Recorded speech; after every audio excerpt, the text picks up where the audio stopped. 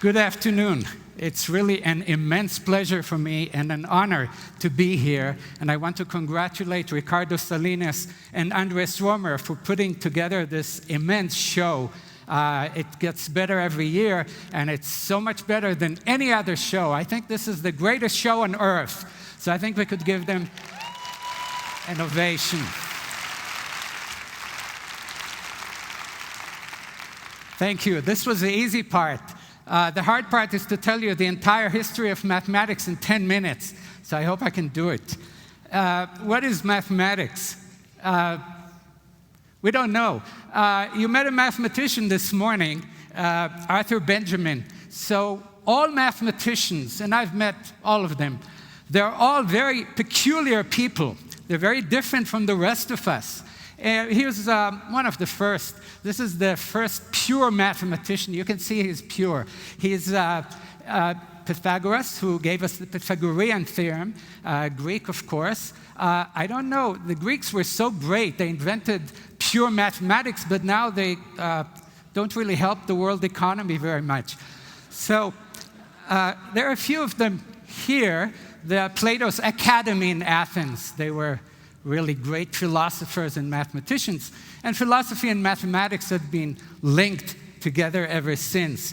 Mathematics really started in Egypt with people pulling ropes on the Nile River, trying to demarcate fields after the Nile River has receded to know who owns what. But the Greeks didn't like that. They don't like private property or any property. So they really started tying it together with philosophy and talk about things that are really just abstract, and we call them Platonic today.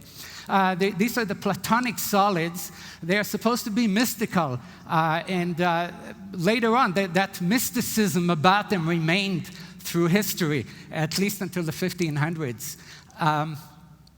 Here's Archimedes, the first crazy mathematician.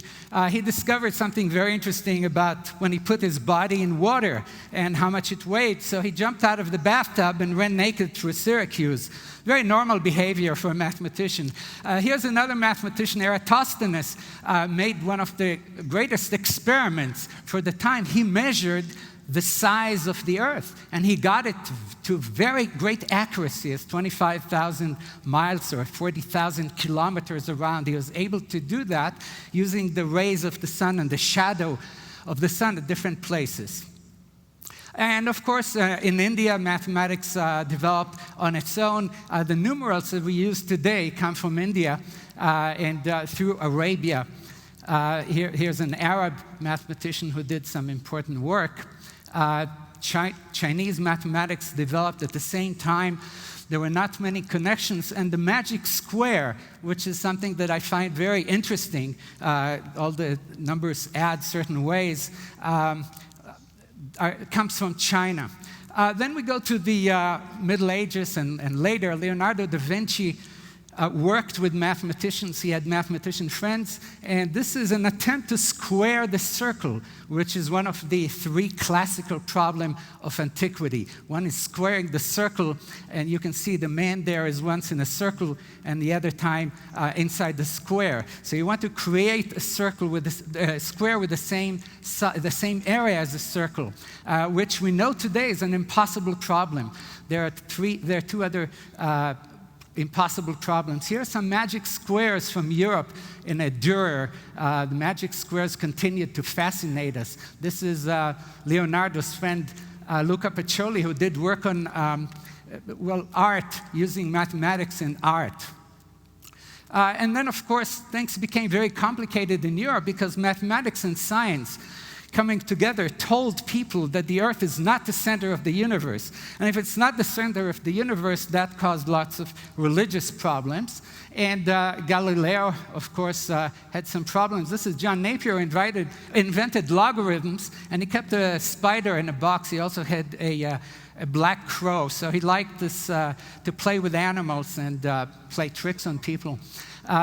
This is Johann Kepler, of course, a great mathematician who found the orbits of the planets in the solar system. And what's interesting here if you look at this picture, these are the Platonic solids that go back to Plato, and he tried to explain the entire solar system with these Greek ideas of pure mathematics.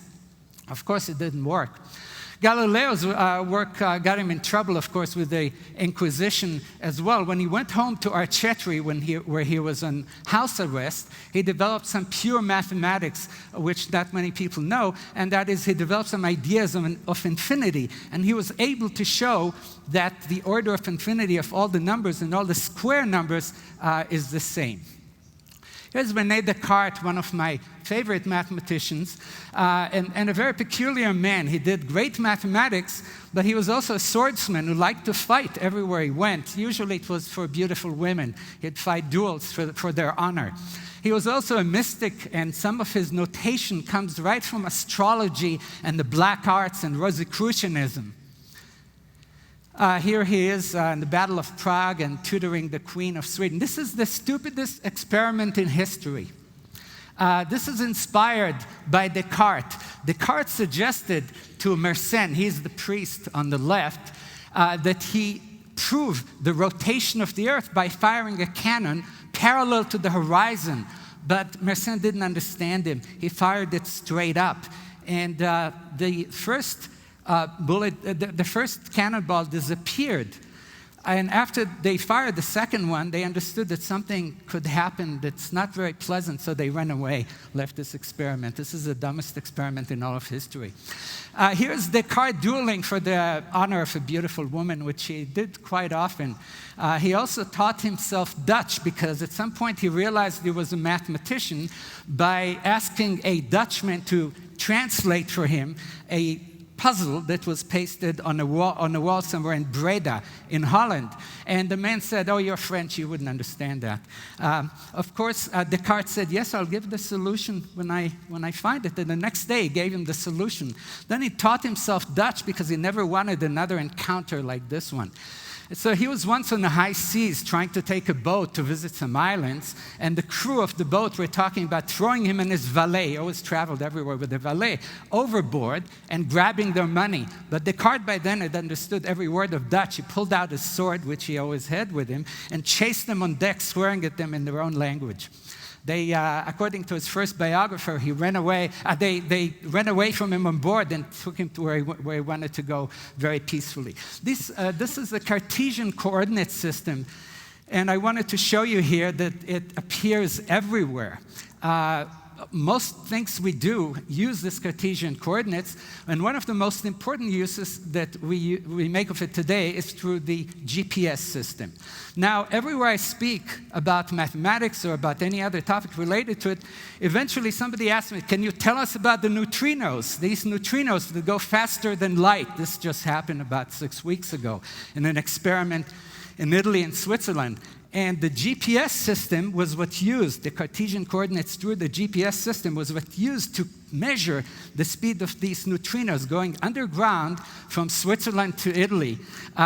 And a lot of people are asking questions, maybe they made a mistake. Now, the GPS doesn't make mistakes. It measures things to immense accuracy. A physicist from MIT asked about the team doing the experiment, said, no, there are no errors there. You have to understand, you're dealing with Swiss, Germans, and clocks. It doesn't get any more accurate than that. So this is a story about the neutrinos. We still don't know. They appear to be going faster than light, but the jury is still out, so to speak. Every physicist on the face of the earth is trying to prove them wrong, because Einstein, of course, told us that it's very difficult to go faster than light. It's not forbidden under the theory of relativity, by the way. If you start going faster than light, you can do that, but you must stay faster than light. You can't slow down to the speed of light. So relativity is not really disproven by it, but Einstein is probably rolling in his grave now. So here's Fermat with Fermat's Last Theorem, which was my first book. And these two guys, Leibniz and Newton, they invented the calculus and fought about it through the century. Here's Gauss and Euler. Euler was a very good mathematician. Gauss was a child prodigy. When he was very young, 10 years old, the teacher told the students, stay in class today, and I want you to add up all the numbers from 1 to 100. And a minute later, this guy on the right, he's out the door. And the teacher runs after him, yells at him, they're Germans. And he says, this is impossible, you couldn't have done this. And he says, yes, I did, and this is how I did it. So what Gauss did, one of the greatest mathematicians of all time, he realized if he put all the numbers in an array, 0, 1, up to 100, and under them the numbers in the opposite order, and then added all of these together. It's a sum of 100, and there are 101 of them, so all he had to do is 100 times 101 divided by 2, and it gives you the answer. It took him just a few seconds. This is what mathematicians do. Napoleon loved mathematicians. Had several mathematicians go with him to Egypt just to chase the Egyptians. This is Laplace, who was one of them there in Egypt. This is Galois. He's a guy who died at 20 in a duel because nobody understood his mathematics. His mathematics was so ahead of his time that when he was asked a question in his examination about logarithms, he got so upset, he took the eraser and threw it at the professor. That was the end of it. Then he had a duel for a woman, of course, and he died at the age of 20. So, yep, this is Cantor went crazy trying to understand infinity, and the two guys, the one on the left was his friend, the guy on the right tormented him throughout his life. And this is Ramanujan in my last story. Ramanujan was a famous Indian mathematician, also led a very tragic life. He was ill with TB, and Hardy, a British mathematician, brought him to England. He was already sick, and he was brilliant. He wrote all these theorems and more theorems, and he was lying in bed dying. Hardy comes to him, and he doesn't know what to say to cheer him up, and he says, I came here in a cab, and the taxi had a very boring number, 1729. And Ramanujan, half dead, jumps up in bed and says, no, Hardy, it's a very interesting number. It's the smallest number expressible as a sum of 2 cubes in 2 different ways. And I'll leave you to try to figure out these numbers, unless Arthur Benjamin is here, and he probably did it a few minutes ago. Thank you very much.